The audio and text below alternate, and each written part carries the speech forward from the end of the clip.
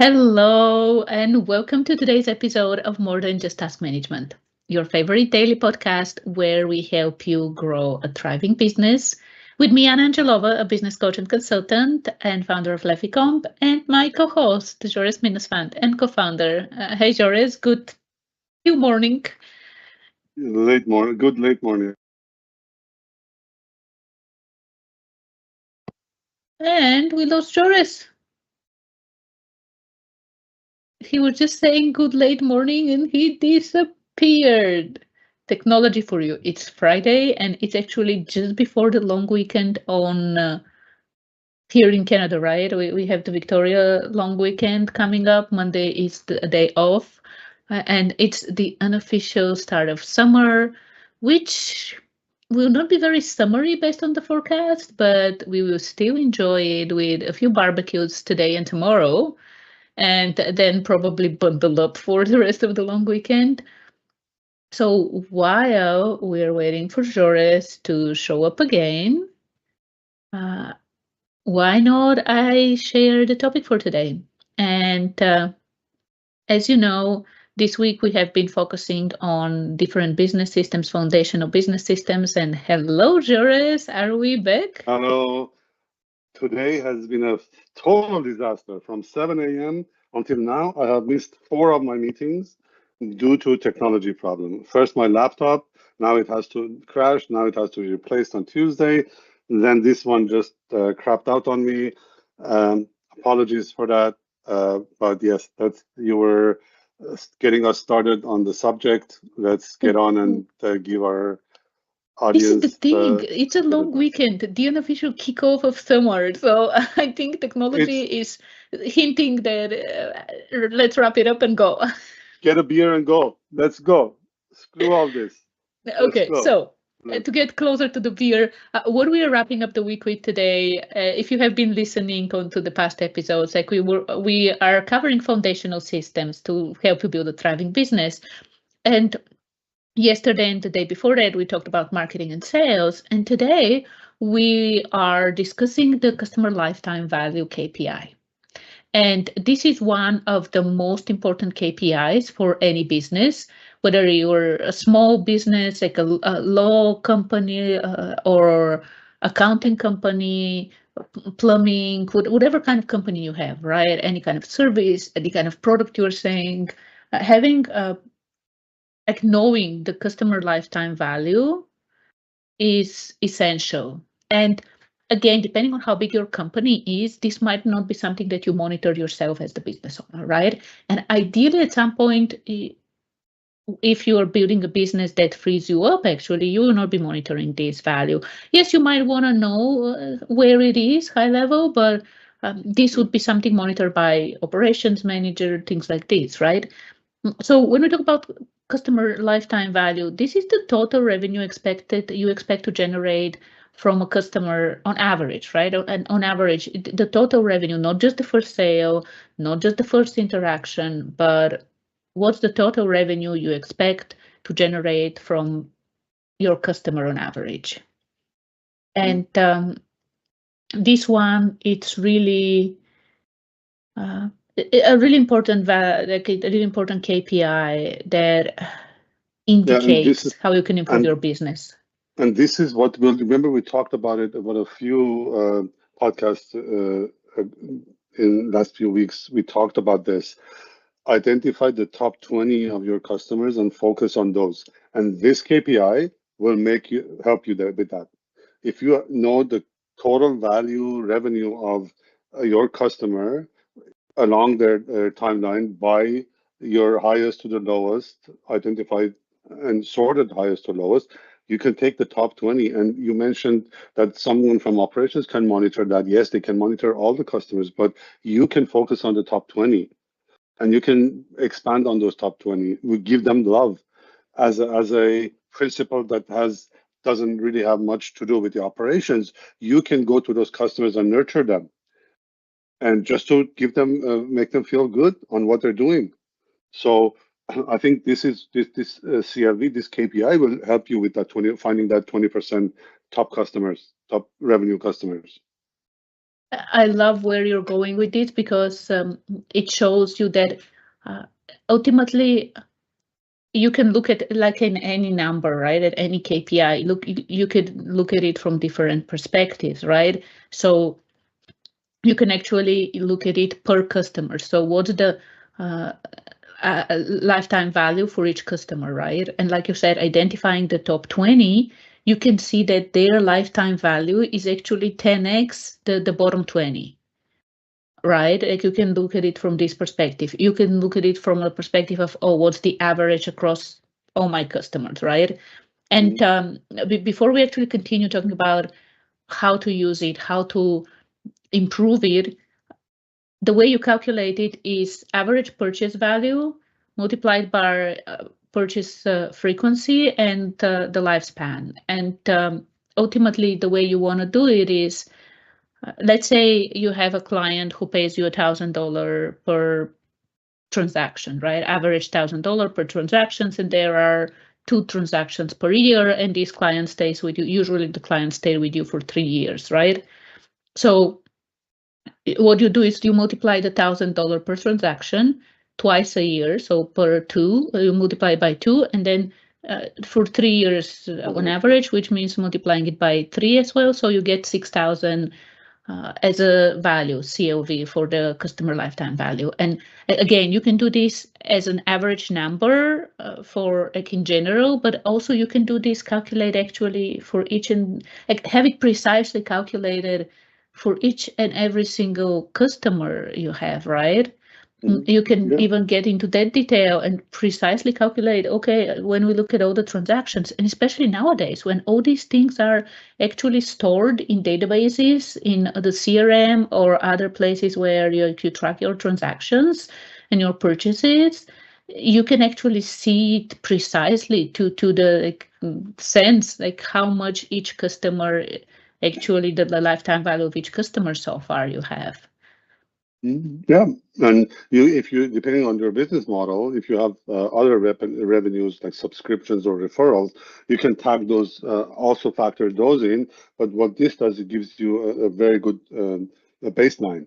And in your business model, if you had a certain revenue per customer calculated in your canvas, you can actually now compare that to your model. Either you need to adjust your model, or if you want to enforce your model, then you can go and look at your customers and say, how can I bring these customers to the level of my model to give me the revenue I want in the timeline that I want? So there's a lot of power. Again, we talk about how much powerful data is. What you, when you bring that data to like visually put it at your fingertips on your screen, when you look at those, you can even, like you mentioned, in your CRM, you can tag your customers. You can tag it based on total value, the CLV that they bring as a percentage of your target. So if your target is 10,000, you want to have 100 clients at 10,000 over a 3-year period, and your customer, one customer, that the example that you use is 6,000. Now you're at 60% of your target goal.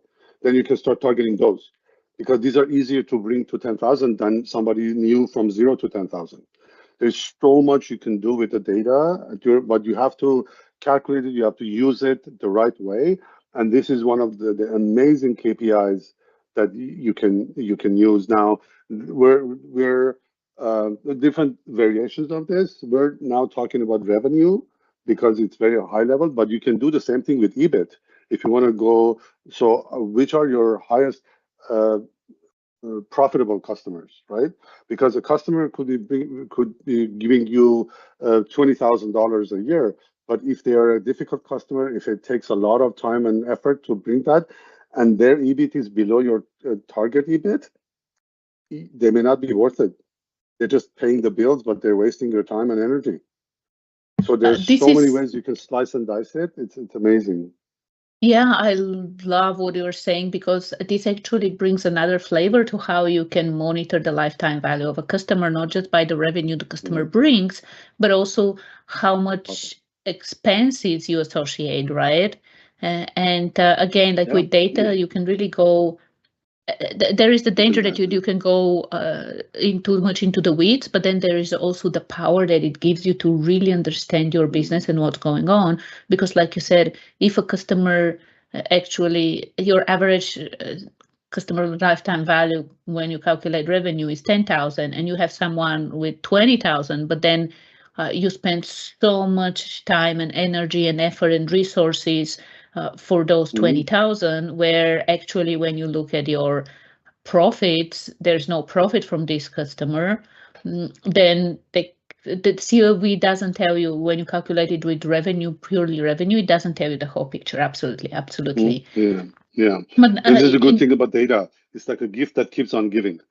It yeah, may take a true. little bit of pain, a little bit of time and effort to set it up, but once you set it up, this year CLV, next year CLV, it does not change. Every single year, every single month, every single customer, you need to know the total value that they add to your bottom line. But once you set it up, you're good. It will self-sustain, but it will keep bringing you this vision, the view of your customer that you need to have. I had a meeting this morning with an old acquaintance of mine, and we're talking about this. So many small businesses, they come start with passion, they get money from their families and friends, they start it all up, but if they when they don't do these things, when they don't build the system, they don't have these views, they don't use the data the way they should, they don't last. And he said, yeah, he was like, he knew, he even brought examples in his own family that people just they couldn't sustain it, they couldn't sustain the business. But this is Oh yeah, it's it's it's not easy. important. It's not a surprise that what 80% of businesses don't last even what 2 3 years, I think, and Yeah, 90% 5 years. yeah, So when we yeah. talk about the power of the customer lifetime value, like this is where in marketing, like think about it. If you have a customer who, even not 10,000, let's say 5,000, right? If you know that on average, like even not your best customers, like if you know that on average, a customer, a client is worth 5,000 over the lifetime, when they spend like 3 years with you or something like this, and on average, like, it's 5,000 in value. Wouldn't you spend $500 to get this customer? Wouldn't you do this? Absolutely. Yeah. Wouldn't you even spend a 100%. thousand, right? Yeah, absolutely. This will gives you the that competitive edge that you need because you know you're not spending 4,500 to get a customer that's 5,000 over a 3-year period. But when you think about it, $500 for a customer 5,000, that's like 10% over a 3-year period, which is a fantastic number. And And if this you is the can thing. multiply this, Uh, yeah, if you think about it, you put $500 in and you get 5,000 out. there's no And investment even in banks or real estate. Nothing returns that much. yes, Yeah, and that's why business absolutely. is having a successful business. It's one of the best investments you can make. So again, when it comes to marketing, knowing even just the average customer lifetime value for your, like, an average customer allows you to actually expand your thinking and the way that you mm, find leads and the way that you nurture them and turn them into customers in a way that, oh, wait a minute, I can actually go and wine and dine this person at this restaurant. So, to build a relationship and get the Long business. term. Yeah, absolutely. You don't blindly spend all your time and effort and money on closing every single deal and every single sale. You focus on building long-term alignment with your clients that give you the most benefit, highest revenue, highest EBIT. Yeah, in sales, Absolutely. absolutely. In sales as Yeah. well, right? And then, Right. yeah, that Yeah. continues into delivery. And CLV encourages you to over deliver on your top 20% customers or 40%, depending on your model, and not just getting results. If you focus on those, and you can even turn a $5,000 client to 10,000, 20,000 by the virtue of spending more time with them. Because you calculated based on your model, whatever service or product that you had, these customers were 5,000. By you identifying them as top 20, spending an extra effort, you can turn them into $20,000 customer rather than booking 4 more $5,000 customers, because it's cheaper for you to do that than booking the other 4 from scratch, from 0 to 5,000. Oh yeah, 100%. Which Yeah. actually brings us really well into like what you're saying is exactly how you ultimately increase the average COV, right? The customer lifetime value. Because Mm-hmm. when you do this now, this calculation, if you don't know it right now, actually, right after you listen to this, go and calculate and see what it is. You don't have to be precise, exactly precise, just high level, right? So ultimately, if you say, oh, my customer lifetime value is $1,000, let's say, uh, ultimately what you want to do is average, right? This is the average one. You want to start increasing it, and you can increase it. Like one of the things that we have been reading about and hearing a lot about is that it's actually easier to 10x something than to increase 10%, because like you ultimately spend the same amount of time when you focus on 10% incremental improvement and 10xing things. So, but even if 10x sounds scary, 2x it, go from 1,000 to 2,000.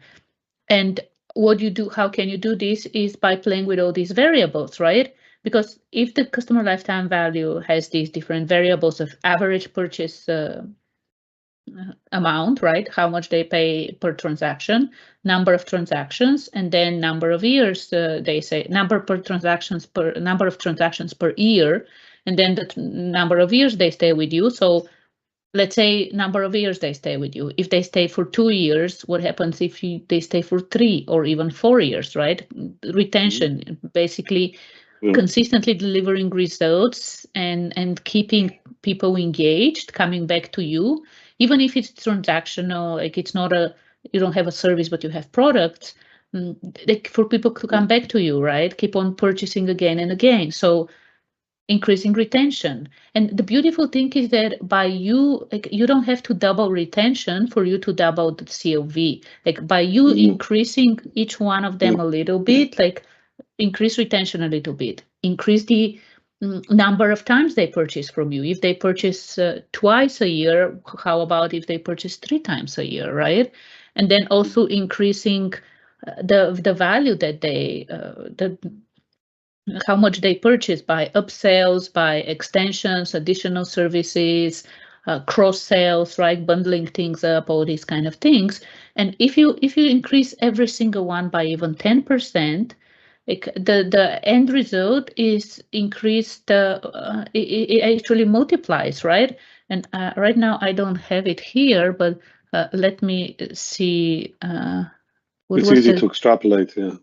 Yeah, exactly, It's a exactly, simple because formula to extrapolate with, yes. because if you increase it, um, if you increase it by like just 10% each of them, right? If you increase it just by 10%, if you give me just 1 second, it's Yeah, and Friday this is, before a long weekend. yeah, no Uh, worries. This is where, again, attention to the top 20%, 30%, 40% becomes important. You don't have to retain 100% of your clients. You know where the money comes from. Focus there. That is so much value. It's unbelievable. I mean, I find this the companies that have all that data on paper and don't utilize this. It like I don't know. It irritates me because it's money. It's gold. Literally, it's like leaving money on the table. Can you imagine? You walk into a Starbucks, there's a stack of $20,000 on the table, and you don't just pass by it and go get your coffee, pay for the coffee, and get out, and leave that money for somebody else, or just leave it on the table. yeah, yeah, It's irritating for me. and Get especially this information. Yeah, because you know that your product or and service or service, right? When you know it's good, when you know it's making a difference, it's really transforming people's lives, why not keep on helping them, right? And one of absolutely. the things I love about knowing COV and using it properly is that it shifts your mindset from getting a sale to Absolutely. actually building relationships, from quantity to quality. Quality. Because this Nailed is it. Yeah. this is the thing. You can increase your COV and have the same number of leads and improve your revenue a lot, like double your revenue, triple your revenue. You can increase your CLV, lower the number of leads, right? Have fewer leads, but if you increase the Work less. CLV, you can earn hours from instead of working 60 to 80 hours on your business, you can start working 40 or 30 or 20. Absolutely. There's so much power in And this. stop. Another thing you can do, if you stop the reverse of that pyramid, the other end of that list, the bottom end of that list, you can also look at it from this perspective. Look at your top or bottom 20% clients who drain your effort, who drain your, even if you stop that drain, you will increase your EBIT, increase your profit.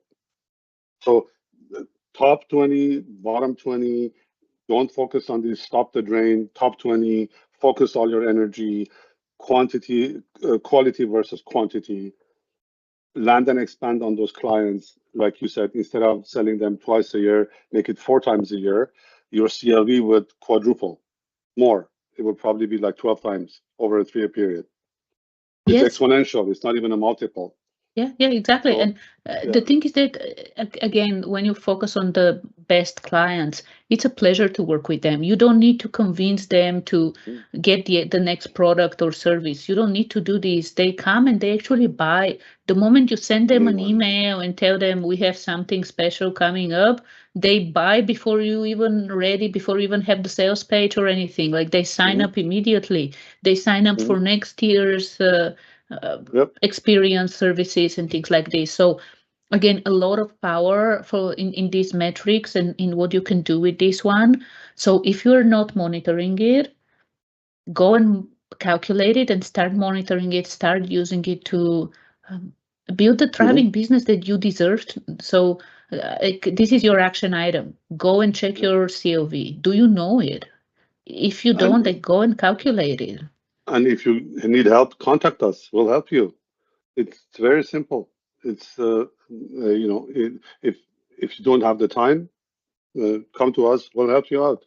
We'll let you know how to calculate it. We can quickly you sign an NDA, give us your data. We'll calculate it for you. We'll give you a Excel that you can manage for the rest of times very easily with a very little effort on a monthly basis. I mean, again, this will also help you put your finances together, spend the money in the right place. Don't overspend on bad clients.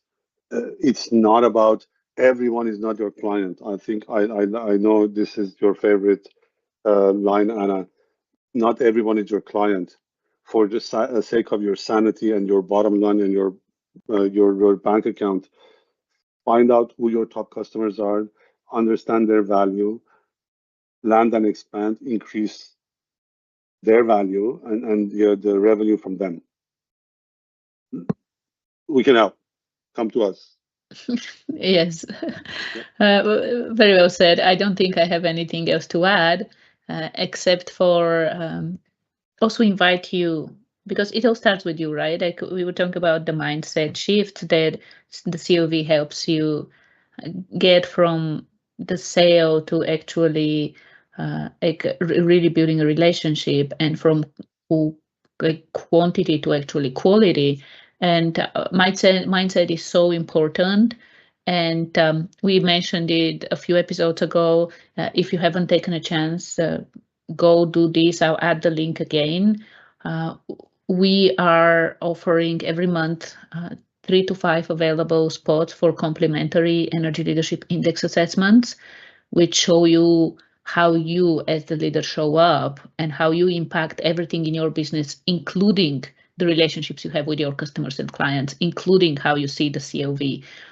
So if you haven't done this yet, this is another step you can take. Apply for the complimentary ELI assessment, and we'll be happy to do this with you. And as Jores, like you said as well, if you actually want help with the CLV itself, we're here for you. Let us know, message us, comment on the episode, and we reach out. And we really recruited. You see how passionate Joris, like the passion you had, right? Like you see how passionate we are about this, and because we know the power in all these different systems and everything we talk about, and we really want, like, we truly believe that to have a prosperous world, having prosperous small businesses is key, because they are the drivers of our economies, and the heartbeat of our local communities. So we are here for you in your corner. We are a small business, from a small business to a small business. Take advantage of everything we share in the episodes, and the small nudges and gifts we offer as well along the way. Absolutely. Thank you, Anna. Oh, Really thanks, Joris. appreciate Thanks, it. Joris. It's a Enjoy long the long weekend. weekend. I Yes. know, and we already Drink a went over lot, eat a 25 lot. minutes. Yeah, it's We a long do. We weekend here will. in Canada. So if you're listening in Canada, US, I know your long weekend is coming. Like if you're listening in Next weekend. US, it's next weekend. So hang We'll in be in there if there. you're in We'll be US. there too. We'll enjoy 2 long weekends. Yeah. If you are in US, hang in there. Your long weekend is coming. If you're in Canada, enjoy the long weekend. Summer is supposed to be here, so It is here. It's very yeah. damp and very hot outside Yeah. after the rain. Happy Victoria All right. Day for Canada, and well, we'll be online tomorrow to wrap up the week and look back at what we discussed. So Yeah. remember to join us on your beautiful Saturday, Yeah. and otherwise have a wonderful day, and we'll be back tomorrow. See Bye. you next time. Bye.